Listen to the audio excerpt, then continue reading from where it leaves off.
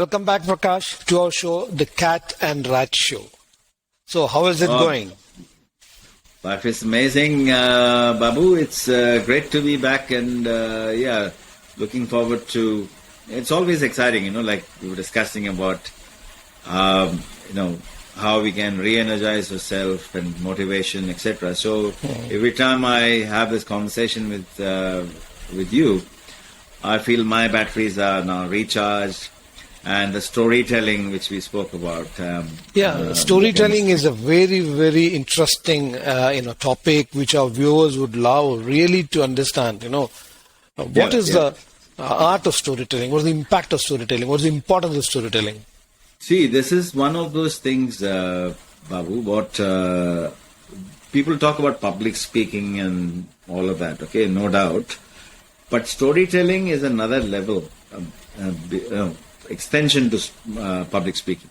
Okay, so and that's what we will be teaching in part of our CAT school. Because unlike a few years ago, where public speaking, someone is good at public speaking, it's a good skill to acquire. That's how it was perceived. But in the 21st century now, 2022 particularly, now as we from here and beyond, I would say storytelling, if there was one skill that I would get my children or even myself, if I was to rewind my clock and start my journey all over again, what's the one skill that I would go and master? That will be storytelling. Public speaking and storytelling. And why so? Because in an extremely competitive environment that we are all living in, and we are all technology savvy, we are, social media, all of that. The one thing that people will, in the clutter of all this information, where information is so freely available, so amongst all this clutter, for you to stand out, you've got to be unique in that regard. So we all have a story in each of us, many stories, but it's about the ability to be able to capture those ideas or stories of yours, and to be able to influence someone else using the power of storytelling or the use of language. And in this case, we're saying, okay, English is the language that we are talking about here. And I'm not saying English is the only language, by the way. It could be Malayalam, it could be Hindi, it could be Tamil, it could be any of those languages. Now, whilst we speak different languages because we come from India, I am going to restrict this conversation in the interest or the context. I'm saying keep English as the language. Now, I didn't know this, Babu. When I was going through my own corporate journey, I used to be in awe of people who used to speak, when I came to Australia 32 years ago, I came from India initially, as you know. And so, whilst I went to convent school, but in India, growing up in India, most of the boys, like we were all talking in Marathi or Hindi. English was never a language that we spoke amongst friends, even in school. Although it was a common, it is usually the girls who would be seen as speaking in English, not boys. Okay. Yes. And again, because if you started speaking in English, there was a fear of losing your friends. Possibly, they'll say, you're trying to show off. Show off. All of that. So, the peer pressure was there. So, you said, okay, speak in Marathi, Hindi, and the Bombay Hindi, as they say, in all hotspots. It's only when I came to Australia, I used to look at these people, and I used to attend seminars, and then people, and because Australia, obviously, because everyone speaks English by more or less, and as a native language, I used to look at them in awe, and I'm thinking, how can these people speak so eloquently, and the right word comes out at the right time, and they come up on stage and impromptu they can speak and be able to inspire so many people, and me inclusive. I was inspired. I was literally in awe. I used to adore these people, and I was in pursuit of wanting to become like one of them. But I didn't know how to write, Babu. So I went for many courses, went for Toastmasters, which I think I would highly recommend if someone is just starting off. Toastmasters, you will find them in every city these days. Yeah. By all means, I think it's a good idea. It's a very minimal fee, and it's a good practice playground for someone wanting to sharpen up their public speaking skills. So I went every fortnight. I would go. There's a local Toastmasters club. I would go there and spend 3-4 hours, and everyone came there. Made a few friends, and I would get to practice. But that was not good enough because okay, I got that excitement there, but I was really wanting to understand the science of this pub. Okay, this is very important for our viewers. In the English vocabulary, particularly, at the highest level, there are only 10 words. 10 words, okay, yeah. There's a hierarchy in words. It's language. It's called the linguistic palette. Like color has a palette. Color is got primary colors, secondary colors, tertiary colors. Language also has a palette.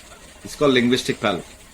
And so it's important to really make sure that our students, our viewers, actually get to understand that there's a hierarchy in the English language. At the highest level, Babu, there are only 10 words. Mm-hmm. Words like energy, love, power, influence, like that. So once you master this process and once you understand this hierarchy of words, your life is never going to be the same again.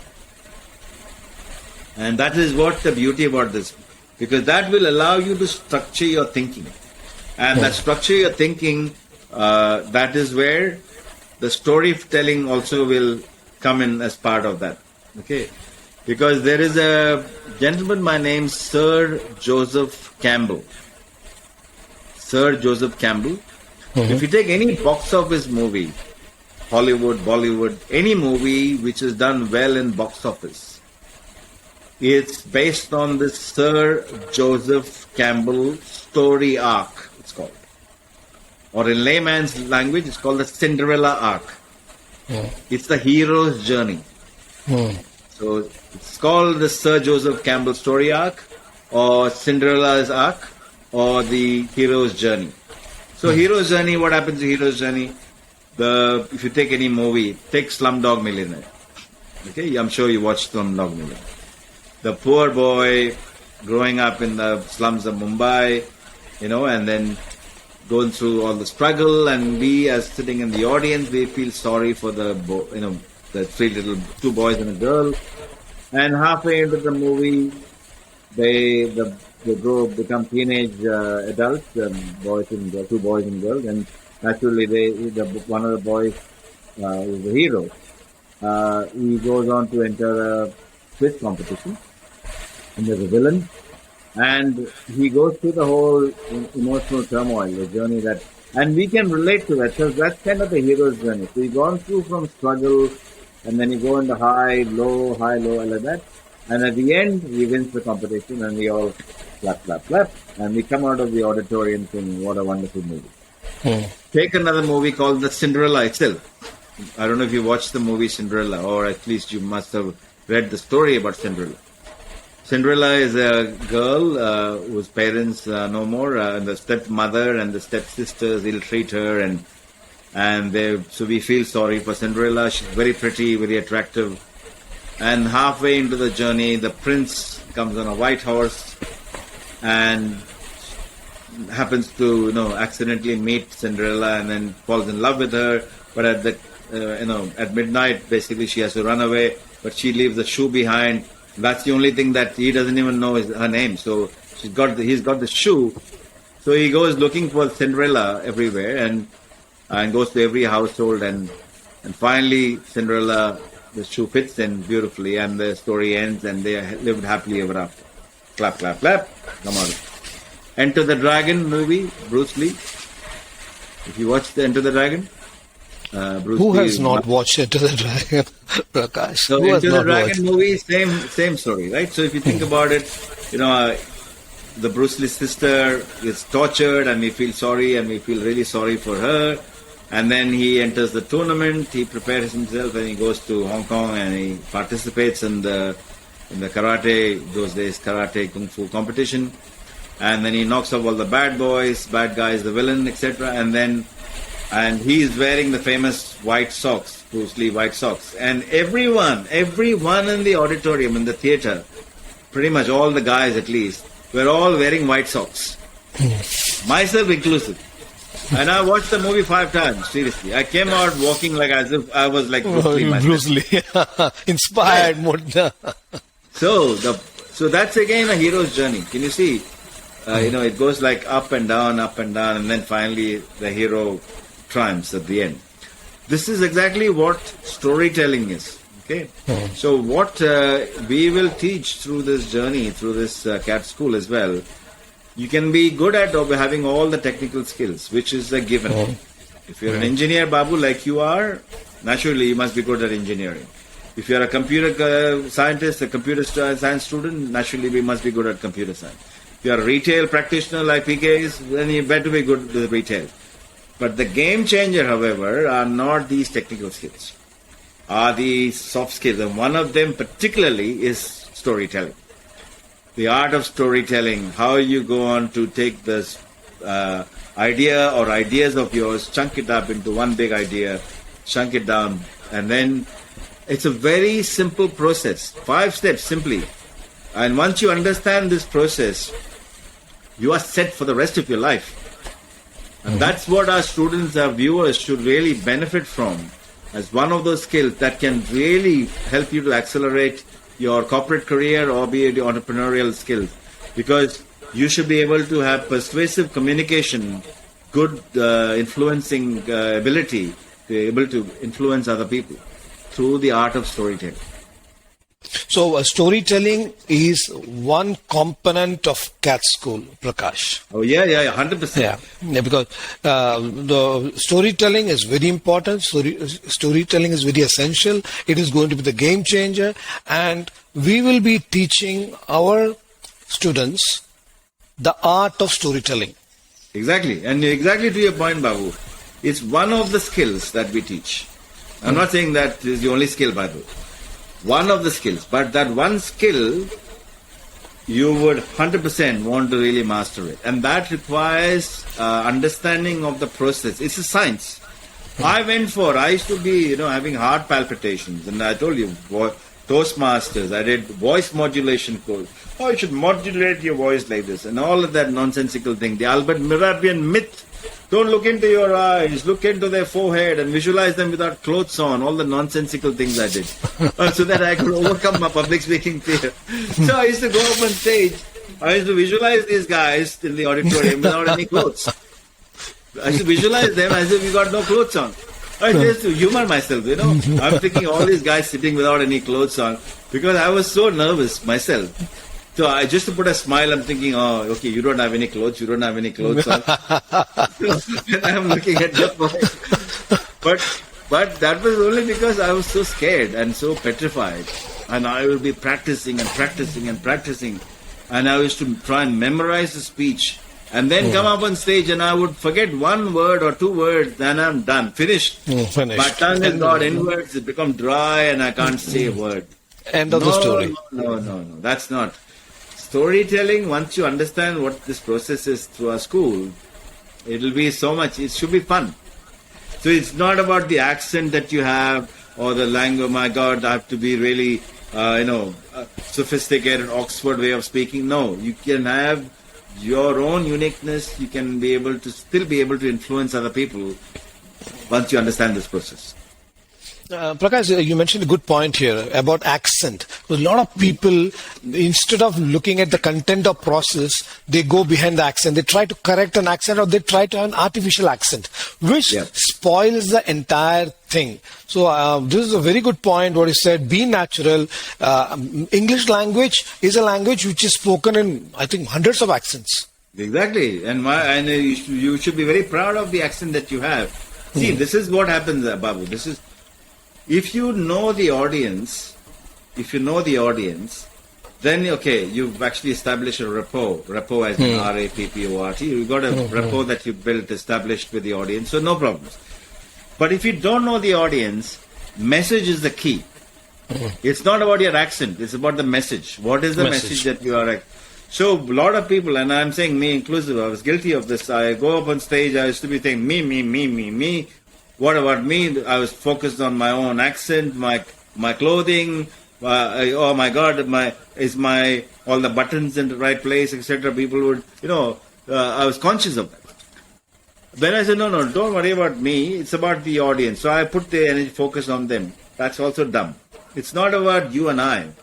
It's about the process. First of all, the message. The key is the message. Once you understand the message part, then you have the method. The whole, there's a process around how you make one point, bring in a story, do a slam dunk. It's a complete process.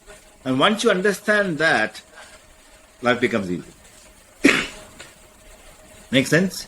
Yeah, it makes sense, absolutely. And I think this is the need of the hour. People need to understand. People need to differentiate.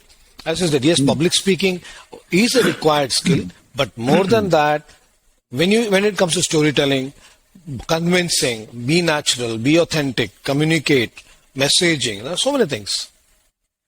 And the storytelling specifically, that can open doors for you because you are able to influence other people.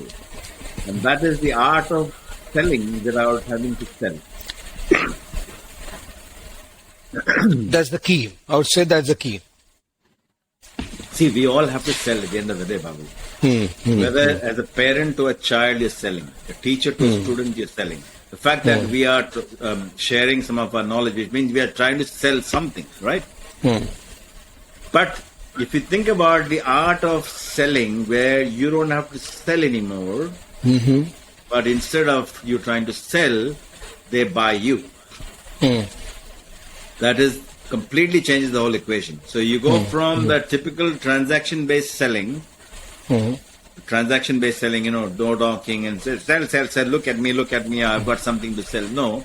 Instead, you go from transaction-based selling to relationship-based selling to diagnostic-based selling, which is still selling, to what I call conviction-based, where you are not trying to sell anything at all. You speak with that much conviction to your storytelling that people say, oh my God, whatever he's having, I'll have a piece of that. That is like a magnet. You bring, you attract. That is the skill that they need to acquire. And we will be teaching 100%. them. This is one of the skills. One of the skills, yeah. In the CAT One of school. the skills.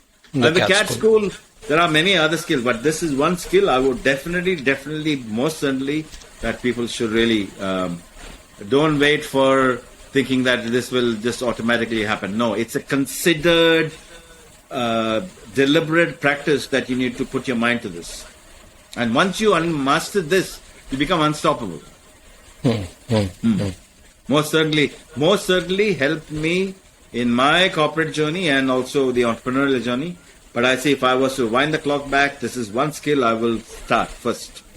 But Prakash, why don't you share one real life example of yours wherein you did a storytelling, and that too in your initial days. You were not as you speak now. You were not there. You were. I don't want to use raw. Raw is the word. Yeah. When you were raw, yeah. So when I was first came to Australia, right? So I had no idea about any of this, right? So like I told you, I was in awe of people who spoke well. Funny story, because when I first landed in Sydney airport, I didn't even know how to make a phone call, right? So I was completely new to this place. I came out of the aircraft, old Sydney, and I'm talking about 32 years ago when I landed here. And I came out of the aircraft and I said, the first thing that hit me was, where are the people? Because I come from India, right? So here, there's hardly any people in Sydney. And I saw this, so I was supposed to have been picked up by a friend of mine from Sydney airport. I was looking for this friend because all I could see a sea of white faces, all Anglo-Saxon, no Indians anywhere.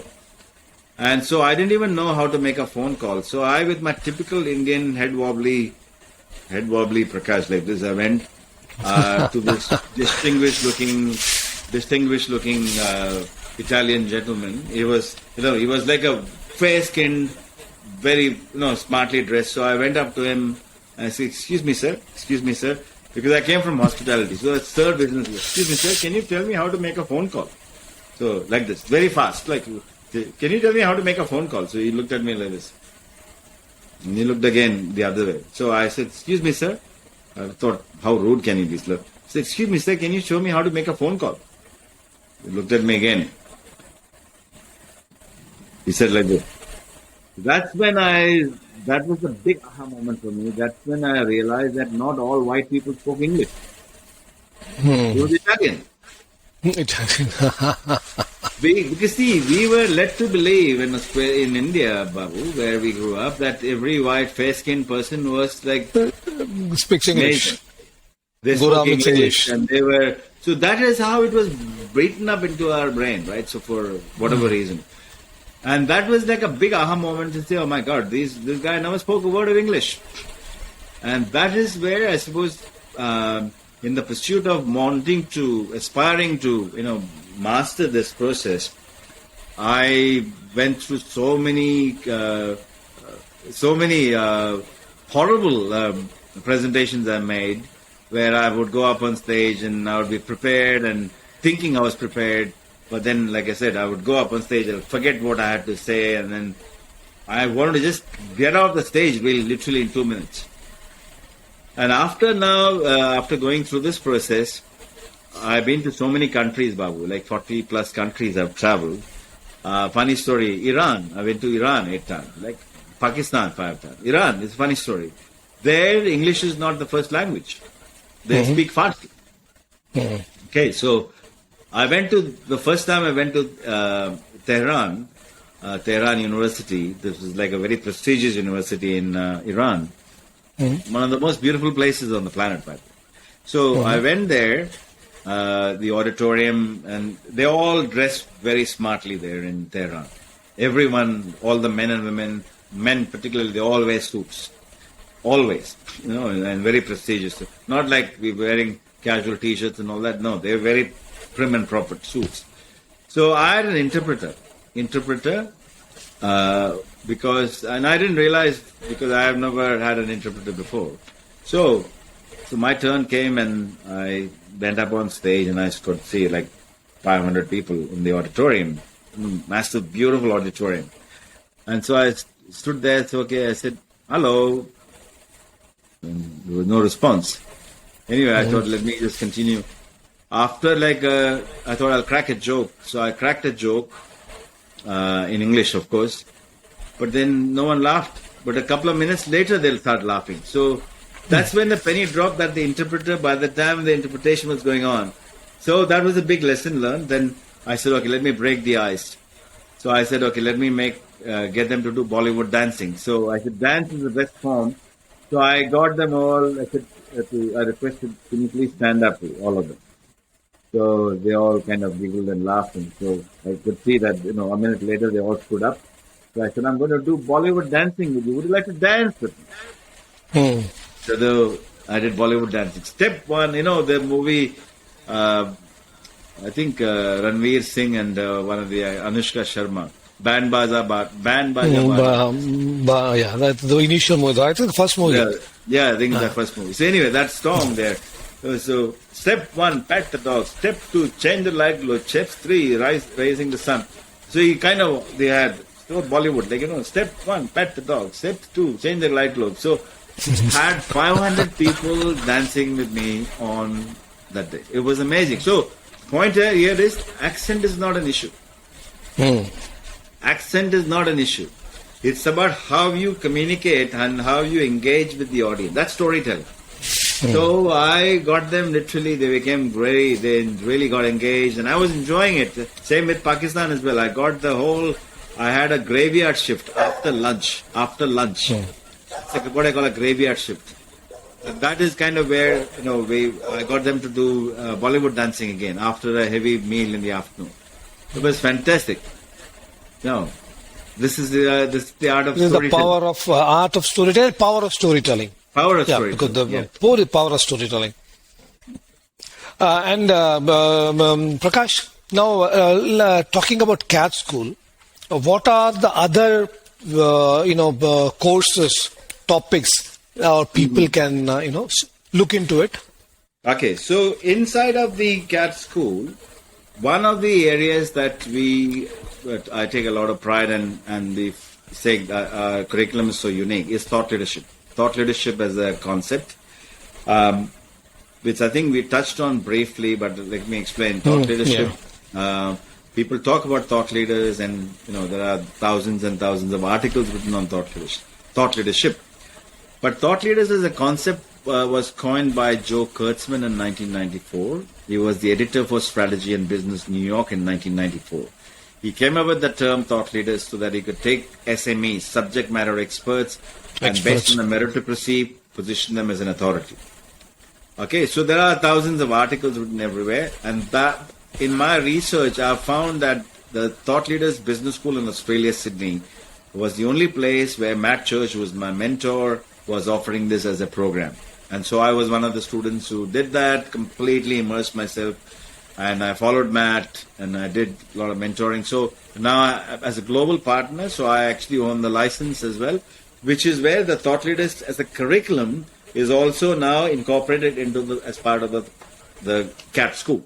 Okay? CAT program or CAT school. It's the CAT program. So the CAT program is made up of multiple courses. Like, for example, one of the courses that we would teach is quantum reading. Now, you say, what is quantum reading? There is speed reading, and there is one level up, which is quantum reading. Like, for example, I do read 2-3 books every day. So, would you like our viewers to read 2-3 books every day? And I'm sure. So, what is the magic behind it? Exactly. So that's a process, right? So how you go on to. So we'll do another session specifically around how do you read 3 books in a day, if you so wish. On quantum reading. Quantum reading. So this is a program that I did separately to thought leaders. So I did that, and so this is also part of the CAT school. NLP. I think I spoke about NLP. That's also part of. Not part of thought leaders, but it's part of a separate program I did. I've incorporated that as into part of the CAT school. So public speaking is another program on its own. It's part of the CAT school. Writing a book is another program on its own. It's part of the CAT school. Thought leadership as a program is also part of the CAT school. So you see how do you become a world-class trainer, if you so wish to? How do you construct a program in 48 hours? We can do a half-a-day workshop, full-day workshop, 2-day workshop. That's also part of the CAT school. Okay, so Prakash, I need a clarification. When you say how to be a trainer or train the trainer is a part of the CAT school? Yes. So you can use the content, the curriculum that is made available as part of the CAT school. You can use that, and then you can, within 48 hours, once you become good at this, within 48 hours, you can create a half a day to a full day to a 2-day to a 3-day workshop of your own, using your own content.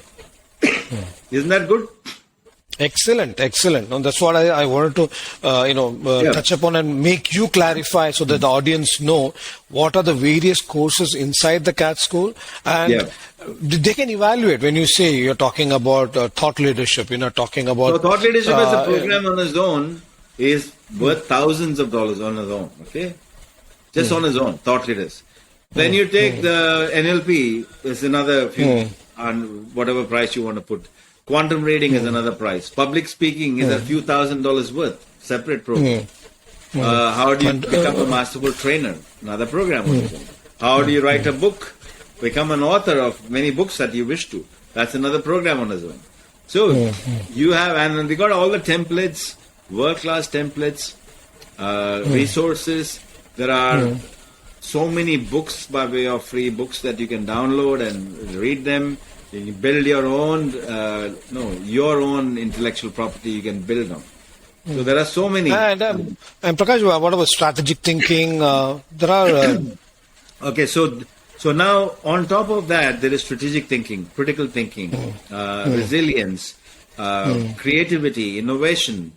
These are all the skills that, which is a must-have skill for any professional who aspires to go into the CXO, CEO level in a corporate world or be it an entrepreneur.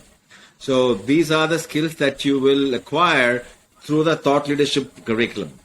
So the thought leadership curriculum specifically teaches you to sharpen up your strategic thinking skills, critical thinking skills. So this is where that makes it so unique that no other business school actually offers this. So Excellent, Prakash. It's a combination of so many different courses all blended together under this one roof. Excellent. Seriously, it's an ocean. Yeah. So, Prakash, it's time for today's episode to come to an end. Thank you very much for sharing and giving some insightful information to our audience. Thank you very much. Pleasure. I will look forward to catching up again, Babu. So this is it's truly been. I really loved it, enjoyed it. Thank you. Thank you.